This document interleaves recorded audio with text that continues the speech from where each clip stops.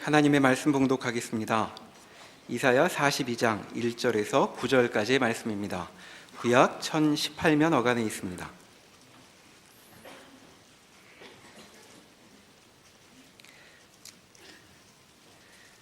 내가 붙드는 나의 종, 내 마음에 기뻐하는 자, 곧 내가 택한 사람을 보라. 내가 나의 영을 그에게 주었은즉 그가 이방의 정의를 베풀리라. 그는 외치지 아니하며 목소리를 높이지 아니하며 그 소리를 거리에 들리게 하지 아니하며 상한 갈대를 꺾지 아니하며 꺼져가는 등불을 끄지 아니하고 진실로 정의를 시행할 것이며 그는 쇠하지 아니하며 낙담하지 아니하고 세상에 정의를 세우기에 이르리니 섬들이 그 교훈을 앙망하리라. 하늘을 창조하여 펴시고 땅과 그 소산을 내시며 땅 위에 백성에게 호흡을 주시며 땅에 행하는 자에게 영을 주시는 하나님 여호와께서 이같이 말씀하시되 나 여호와가 의로 너를 불렀은즉 내가 내 손을 잡아 너를 보호하며 너를 세워 백성의 언약과 이방의 빛이 되게 하리니 내가 눈먼 자들의 눈을 밝히며 갇힌 자를 감옥에서 이끌어내며 흑암에 앉은 자를 감방에서 나오게 하리라. 나는 여호와이니 이는 내 이름이라. 나는 내 영광을 다른 자에게 내 찬송을 우상에게 주지 아니하리라. 보라, 전에 예언한 일이 이미 이루어졌느니라. 이제 내가 새 일을 알리노라. 그 일이 시작되기 전에라도 너희에게 이르노라.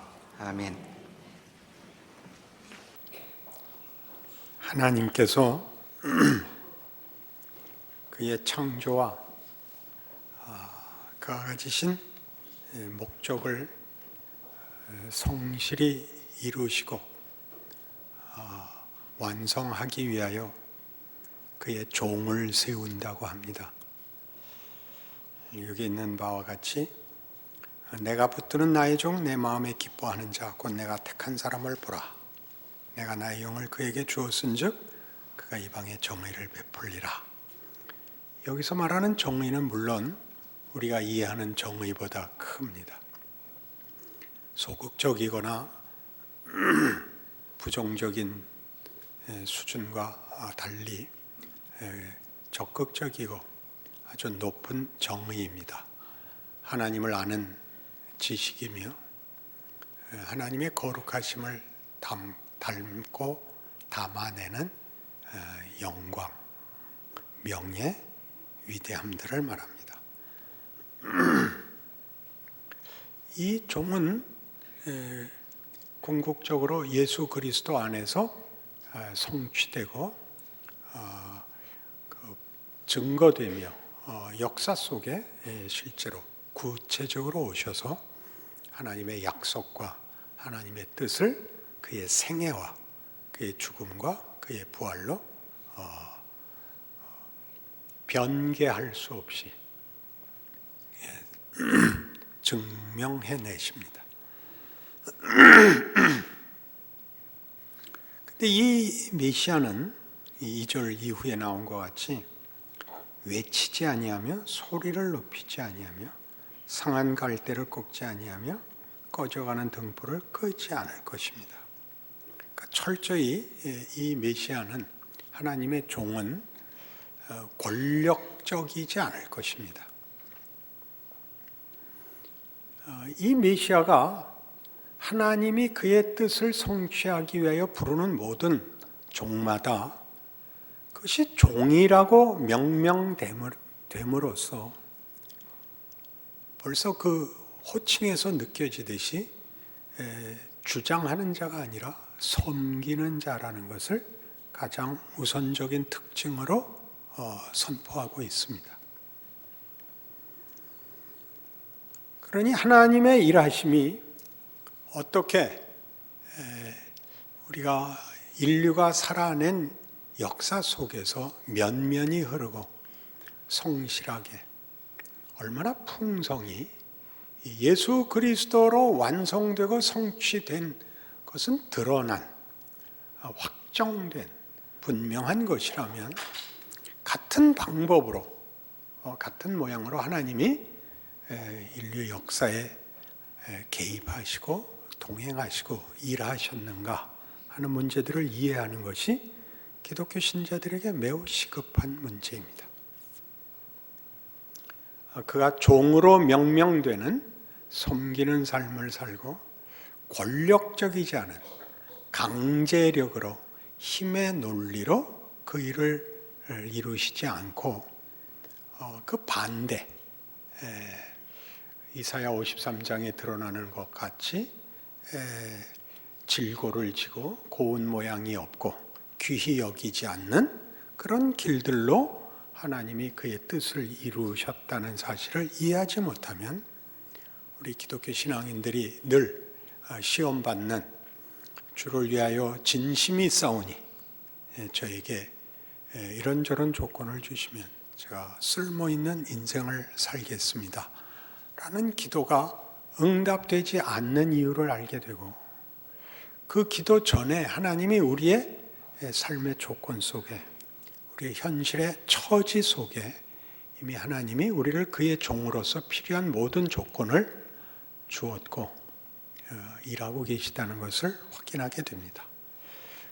먼저 마태복음 16장을 가보십시다.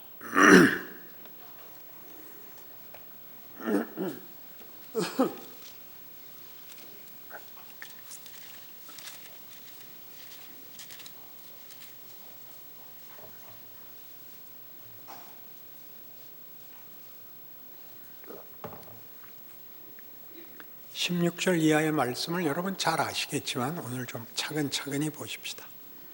시몬 베드로가 대답하여 이르시되 주는 그리스도시요 살아계신 하나님의 아들이시니이다. 예수께서 대답하여 이르시되 바요나 시몬아 네가 복이 있도다. 이를 네게 알게 하니는 혈육이 아니요 하늘에 계신 내 아버지시니라. 또 내가 네게 이르노니 너는 베드로라. 내가 이 반석 위에 내 교회를 세우리니 음부의 권세가 이기지 못하리라. 내가 천국 열쇠를 네게 주리니 네가 땅에서 무엇이든지 매면 하늘에서도 매일 것이요 네가 땅에서 무엇이든지 풀면 하늘에서도 풀리리라 하시고 이에 제자들에게 경고하사 자기가 그리스도인 것을 아무에게도 이르지 말라 하시니라. 이때로부터 예수 그리스도께서 자기가 예루살렘에 올라가 장로들과 대제사장들과 서기관들에게 많은 고난을 받고 죽임을 당하고 제3일에 살아나야 할 것을 제자들에게 비로소 나타내시니 베드로가 예수를 붙들고 항변하여 이르되 주여 그리 마옵소서 이 일이 결코 주께 미치지 아니하리이다. 이 앞뒤의 연결을 좀 잘 생각해 보십시오. 베드로의 고백 위에 예수께서 그렇다. 내가 그리스도다. 내가 메시아다. 메시아의 헬라어 번역이 그리스도입니다. 내가 그 선지자, 해방자다. 약속된 하나님의 구원자다. 내가 네 위에 교회를 세워 천국 열쇠를 주겠다. 음부의 권세가 이기지 못할 거다. 그리고 내가 메시아인 것을 말하지 마라. 나 죽는다. 베드로가 펄쩍 뛰었죠. 그럴 수 없습니다. 이 모든 약속을 당신을 근거로 하여 세워져 있고 그 능력으로야 성취할 수 있는 것인데 당신이 죽는다면 말이 됩니까? 그러자 예수께서 이 구중을 하십니다. 사탄아 물러가랍니다. 놀라운 구중이죠. 이 문제가 무슨 사탄 운운할 것이겠습니까? 하려면 가롯 유다한테 하든가 빌라도에게 하든가 자기를 찌른 로마 군사에게 하든가 거기다가 아무런 저주도 정죄도 없으시고 이 자신을 위하고 당연한 항변을 한 베드로에게 사탄아입니다. 너는 나를 넘어지게 하는 자로다. 매우 중요한 답변이십니다. 우리는 이 문제가 이 사탄아가 제일 먼저 이 문제를 풀기 위해서 기억해야 하는 것이 예수님께서 공생애를 시작하기 직전에 받으신 시험입니다. 그 시험 중에 하나가 사단이 그를 산 위에 데려가 천하만국을 보여주고 내가 가진 권세를 나에게 절만하면 내게 주겠다. 그때 그거였죠. 사탄아 물러가라였습니다. 기억나십니까? 동일한 문제이죠. 이것이 권력의 싸움인 줄 아느냐? 힘의 논리인 줄 아느냐? 그 시험의 답은 뭐였죠? 나는 사람들 모두를 하나님을 경배케 하기 위하여 왔느니라입니다. 하나님이 우리의 경배를 받으시는 일은 강제력으로 요구하시지 않는 것이랍니다. 이게 예수 그리스도의 성육신과 그의 공생의 십자가에 죽으시는 자리까지의 모든 것이 하나님이 우리에게 받아내시는 항복의 과정, 방법이 거기에 있지요. 우리는 이 문제에 대하여 무지합니다. 우리는 다 베드로입니다. 힘을 가져야 하나님 나라가 세상 권세를 깨고 선다고 생각합니다. 그렇지 않답니다. 그러니 당장 이 힘의 논리에 관한 문제는 예수님과 제자들이 앉았던 자리에서 제자들이 누가 더 예수께 공헌도가 높은가? 라는 자리 다툼에서도 예수님의 답변은 이것이었습니다. 세상에서는 높은 자리에 있는 자들이 권력을 휘두르지만, 그리하여 아랫사람들을 부리지만, 하나님의 나라는 섬기는 것이다. 그게 등장하죠. 섬기는 것. 나는 섬기러 왔고 죽으러 왔다죠. 이 문제가 이해되지 않으면 기독교인으로서의 삶은 어렵습니다. 우린 억울하게 됩니다. 우리가 진리를 가졌고 우리가 옳은 자라는 것 때문에 더 억울합니다. 하나님 어찌하여 내 기도에 응답하시지 않느냐가 되고, 하나님이 내 기도에 응답하시지 않으면 반대로 저 잘못하는 것들을 벌하여 주옵소서가 됩니다. 하나님이 둘 다 응답을 안 하십니다. 나에게 권력을 안 주실 뿐 아니라 잘못된 권력을 응징하지도 않습니다. 그건 때가 돼야 합니다. 우리가 시원할 만큼, 우리가 분명하게 이해하고 싶은 만큼 주시지 않습니다. 이게 말하자면 우리의 기독교 신앙에 대한 오해가 있는 것입니다. 이 일은 다시 돌아가 보시면, 본문으로 돌아가 보시면 이렇게 종을 보내는 섬김으로 하는 것이 하나님이 기뻐하시는 방법이라는 겁니다. 내가 붙드는 나의 종, 내 마음에 기뻐하는 자, 곧 내가 택한 사람을 보라.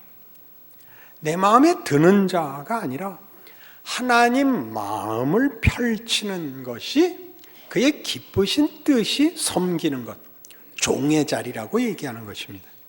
그러니까 섬기는 것은 우리가 나중에 다른 답을 받아내지 못하고 그 보상이 없으면 이제 윤리적으로 그 가치를 만들어서 나는 겸손했고 나는 정의로웠고 너는 아니고 이렇게 구별이 갈 수밖에 없습니다. 자신이 그 겸손과 그 공정함과 성실함으로 보상을 못 받으면 그렇지 않은 사람을 잡는 수밖에 방법이 없습니다. 그렇게 하지 않습니다. 예수님의 생애의 가장 놀라운 부분은 아무도 원망하거나 저주하지 않습니다. 그냥 다 감수하십니다. 그 예수를 그가 공생애를 시작하시자마자 세례 요한에게 가서 세례를 받는데, 세례를 받고 물에서 올라오자 하늘이 열리고 성령이 비둘기같이 임하고 하늘에서 소리가 있어 가로되 이는 내 사랑하는 아들이요 내 기뻐하는 자라입니다. 내 기뻐하는 자. 거기서 기뻐하는 자는 예수님의 순종이기도 하지만 하나님이 요구한 길, 하나님이 기뻐하는 길이 이런 길, 우리가 보통 부정적으로 얘기하는 지는 길이라고 얘기합니다. 빌립보서 2장에 가보실까요? 못 믿는 눈이 돼가지고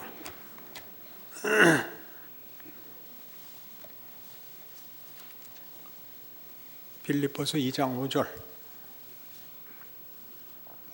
너희 안에 이 마음을 품으라 곧 그리스도 예수의 마음이니 그는 근본 하나님의 본체시나 하나님과 동등됨을 취할 것으로 여기지 아니하시고 오히려 자기를 비워 종의 형체를 가지사 사람들과 같이 되셨고 사람의 모양으로 나타나사 자기를 낮추시고 죽기까지 복종하셨으니 곧 십자가에 죽으심이라. 이러므로 하나님이 그를 지극히 높여 모든 이름 위에 뛰어난 이름을 주사 하늘에 있는 자들과 땅에 있는 자들과 땅 아래에 있는 자들로 모든 무릎을 예수의 이름에 꿇게 하시고 모든 입으로 예수 그리스도를 주라 시인하여 하나님 아버지께 영광을 돌리게 하셨느니라. 예수의 죽음은 우리 보통 순종, 희생, 고난, 배신, 그리고 부활 이런 단어들을 그 단어를 가치화하여 그래서 다시 나중에 권력화합니다. 순종해서 얻은 승리, 배신당해서 가진 부활 이렇게 그것 모두를 말하자면 비장하게 만들거나 그것의 가치를 필요 이상으로 많이 담아서 그래서 가지게 된 권세, 그래서 가지게 된 지위 이렇게 얘기하는데 그것이 아니라 하나님이 요구한, 하나님이 기뻐하시는 지고 지는 것으로 만들어내는 승리를 얘기하고 있습니다.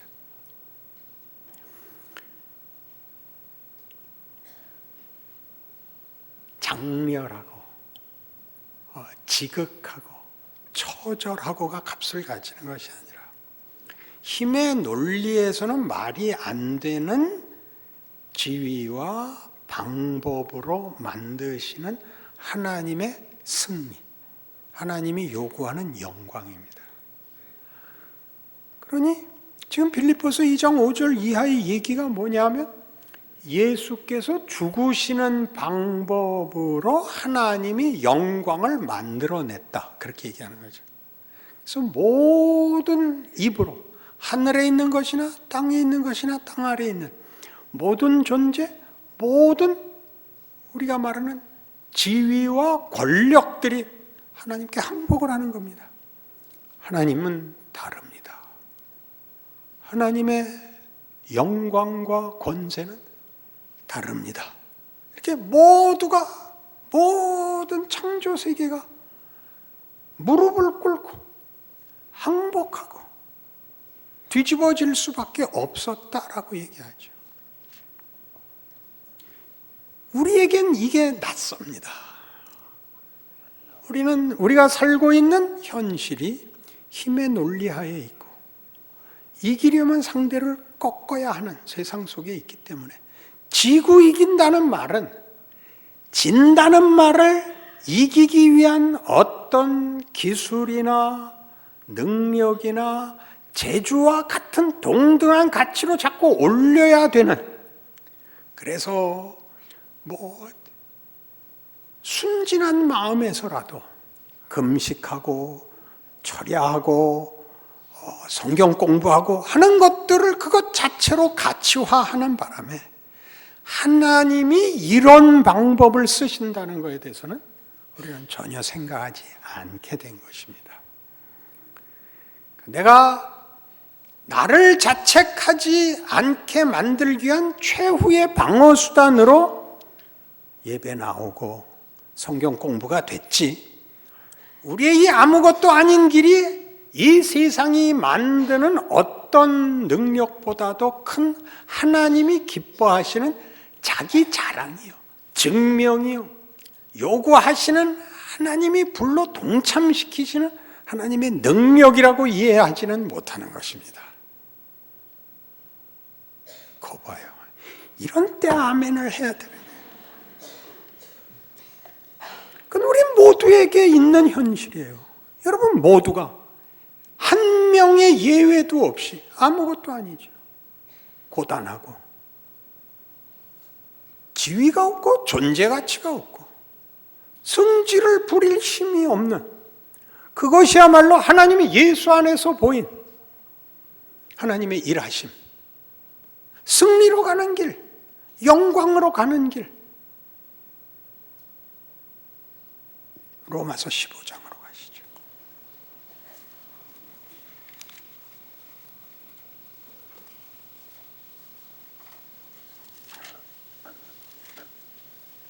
로마서 15장 1절.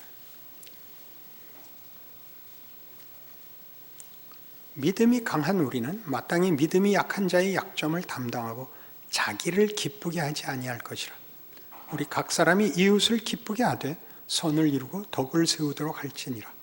그리스도께서도 자기를 기쁘게 하지 아니하셨나니 기록된 바 주를 비방하는 자들의 비방이 내게 미쳤나이다 함과 같으니라.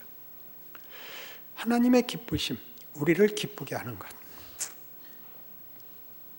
우리를 영광되게 하는 것, 거기에 하나님의 기쁨이 있습니다. 창조자, 우리를 만든 창조자가 강제력을 가지고 우리 위에 군림하시지 않고, 우리를 강요하시지 않고, 우리를 조작하시지 않고 우리를 기꺼이 항복시키십니다. 그 항복은 세상이 하는 힘의 굴복과 다른 우리에게 주어진 영광에 대한 것이요, 하나님과의 관계에서의 그 대상적 지위에 관한 우리의 만족입니다. 예수 그리스도의 공생애가 가지는 가장 중요한 내용은 하나님께서 이 땅에 오사 우리를 대접하시는 것입니다. 우리의 배신과 우리의 무지와 우리의 못난 것에 들어와 함께 하시죠. 임마누엘입니다. 누가 우리 집에 오면 그가 우리를 대접하는 거죠. 대등한 차원에서 우리의 지위를 인정하고 존재를 끌어안아 주는 것이죠. 명령을 내리고 경찰을 보내는 것이 아니라 방문을 하는 거죠. 찾아오는 것이죠. 나를 만나러 오시는 것이죠. 그 모든 것을 끌어안으십니다. 뭐라고 끌어안으시냐 하면 3절 다시 보시면 그리스도께서도 자기를 기쁘게 하지 아니하셨나니 기록된 바 주를 비방하는 자들의 비방이 내게 미쳤나이다. 주를 비방하는, 하나님을 비방하는 것을 다 감수하십니다. 예수 그리스도께서 이 땅에 계시는 동안 하나님을 비방하는 것, 하나님 모르는 것, 하나님 거부하는 것, 하나님의 뜻을 알려 하지 않는 그 모든 것, 우리가 아는 대로 하자면 배신입니다. 기만, 위협, 보복, 그런 모든 것들을 다 끌어안으십니다. 그래서 세상이 보복한 것을 되받아치지 않고 그걸 감수하여 예수께 보복한 자들이 보복으로 들어온 것을, 보복하려고 들어온 것을 끌어안아 예수의 십자가 안에 그를 포함하여 그를 이 땅의 가치와 질서에서 끌어내 부활에 포함을 시키는 것입니다. 그 나를 호의로 찾아오거나 기대하고 찾아오거나 대접을 해서 찾아오지 않은, 그가 아는 세상적 논리, 죄의 논리로 찾아온, 아니 공격한, 모욕을 준 모든 것으로 그렇게 찾아온 것으로 그를 다 자신 안에 담습니다. 시편 69편을 인용한 것입니다. 찾아가 보십시다.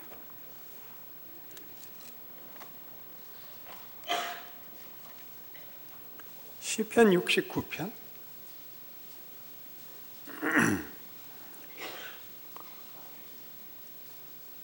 하나님이여 나를 구원하소서. 물들이 내 영혼에까지 흘러들어왔나이다.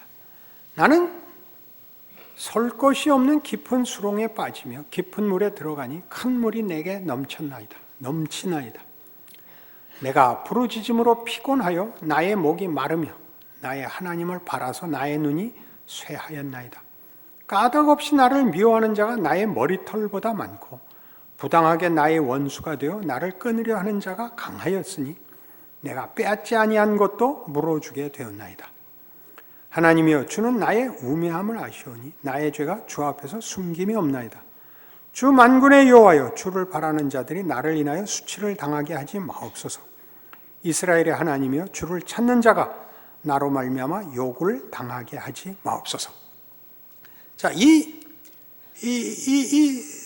저자는 다윗의 시인데 자기가 얼마나 많은 곤욕을 당하고 있고 억울함을 당하고 있는가, 그리고 그 당하고 있는 고난이 얼마나 심한가를 호소하고 있습니다. 그의 호소는 그냥 빨리 해결해 주십시오, 구원해 주십시오, 이렇게 간단한 간절함, 우리가 기도에다가 기대하는 간절하고 매달리고 믿음을 가지면 보상받는 것으로 여기 기록되어 있지 않고 그가 어느 자리에까지 갔는가로 기록되어 있습니다. 뒤에 이렇게 이어지죠. 내가 주를 위하여 비방을 받았사오니 수치가 나의 얼굴에 덮였나이다. 내가 나의 형제에게는 객이 되고 나의 어머니의 자녀에게는 낯선 사람이 되었나이다. 주의 집을 위하는 열성이 나를 삼키고 주를 비방하는 비방이 내게 미쳤나이다. 그러니까 이 7절과 9절을 합쳐서 지금 로마서 15장에 인용하고 있습니다. 주를 위하여 비방을 받고 주를 비방하는 비방을 받습니다. 그는 무슨 얘기를 하고 싶을까요? 내 처지를 보니까 하나님이 있다는 거 거짓말이다 라는 비방을 내가 받습니다. 네가 어려운 꼴을 당하는 걸 보니까 너 하나님께 버림을 받았다라는 비방과 네가 믿는 하나님이 힘이 없다라는 두 가지 비방을 받습니다. 그렇겠죠? 그 두 가지를 다 이 저자가 그게 다 하나님이 일하시는 범위다, 하나님이 즐겨하시는 하나님의 승리를 위한 하나님의 수단이다 라고 증언하는 것입니다. 무엇이었다고요? 네 어려움을 보니까 네가 하나님 앞에 뭔가 잘못한 모양이다 라는 비방과 잘못했습니다, 잘못하면 끝이 아니라는 증언과 네가 믿는 하나님이 힘이 없나 보다 라는 비방까지도 같이 받고 있습니다. 그러나 하나님 그 일하시는 자리입니다 까지 아는 겁니다.